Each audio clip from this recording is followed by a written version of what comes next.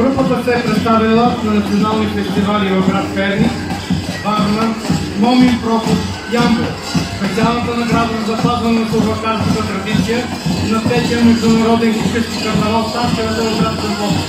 Много успешните изяви на фестивали в Краков, Полша, Струмица, Македония, Будва, Черна гора, Лескова, Сърбия, Козаревец, Сърбия през 2013, 2014 и 2015 година.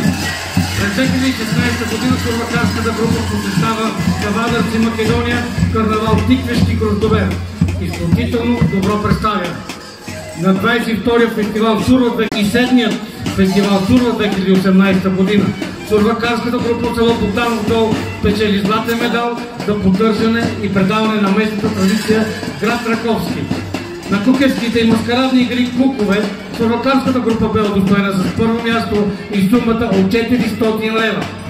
Месец май 2018 година сурвакарската група взе участие в Варненски карнавал.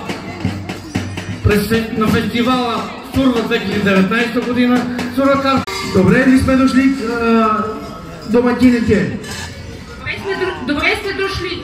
Дошли сме тук с тази сурвакарска група, като миналата година ни посрещнете, беше много хубаво.